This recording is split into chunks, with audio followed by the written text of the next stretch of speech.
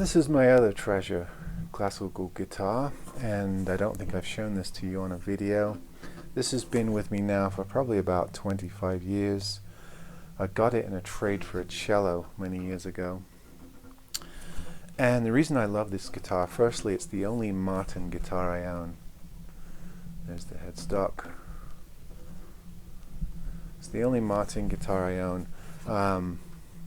Secondly, it was built in the year of my birth in 1966, so you can guess my age now.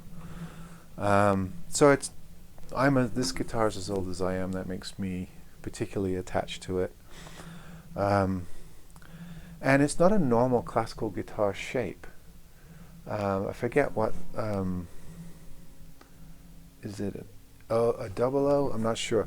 But this is very much Martin's own classical shape. It's not a traditional classical shape. You can see it's a bit like that Harley Benton that I got recently, the acoustic, in that the bottom bouts are wider than the top bouts. It's a slightly different classical shape, so it's kind of unique. Solid spruce top, solid mahogany back and sides, tortoiseshell binding all the way around, top and bottom. Ebony fretboard, which I love about these old guitars, is getting a nice ebony board. And it's got some wear. It's got some rash here. It was definitely played.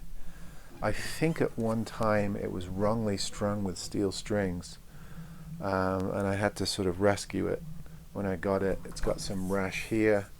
It's got a crack right here that I have re-glued and cleated from the inside. But anyway, I love this guitar. I really like the simplicity of that bridge too. It's just a classic guitar. It's just wonderful, and it's nice to have a Martin. And this is an American PA guitar, made for gut or nylon strings. It says emphatically in the sound hole, but somebody disobeyed that order and strung it with steel strings, so I had to put it in clamps for a while and straighten the neck because it had been pulled forward. But I managed to get it to where I like it, and there's plenty of saddle room with the action where it's at, so it came back around. It wasn't strung with steel strings too long, I don't think, because sometimes I've seen classical guitars permanently ruined by people stringing them with steel strings. They're not made to withhold that tension. It doesn't have a truss rod. It is a true classical guitar. It does have the Martin insignia on the top, very squared off slotted headstock there. The original tuners, which are fairly beat up, but they work. Strung with I think Pro Arte D'Adarios, which sound just fine. Very light, so I can tell it's all solid, no plywood there. But this is just one of those guitars that will die with me and go to probably to my son. I'm just not going to sell it.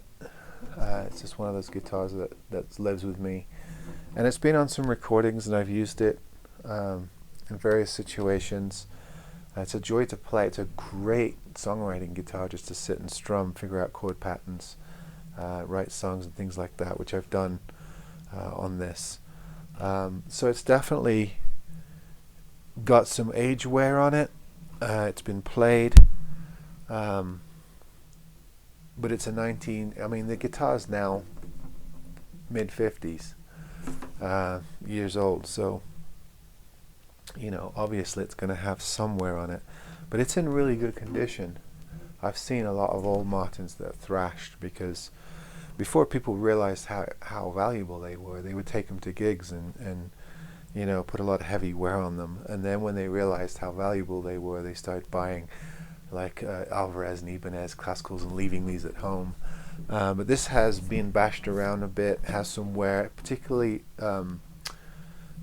areas where people will sweat. I can see the wear on here and also on the neck, particularly in the first position. So it probably wasn't played by a classical player. It was probably played by a blues player. Not that they only play in the first position, but I don't know. That would just be my guess. I think the neck has been re-glued at one time.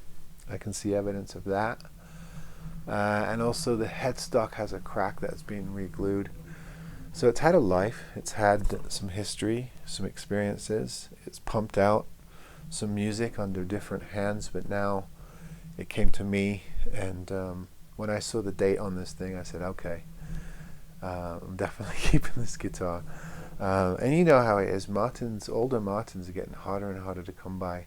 So when you do find one, like the Taylor I showed you in the last video, a Taylor or a Martin, or like the Yari guitars that I've showed you, you hold on to them, because to replace those, it's becoming more and more money, and it's harder and harder to find guitars in good condition to replace them. So when you come across them, you tend to hang on to them, which is what I'm doing with these guitars I'm showing you this week.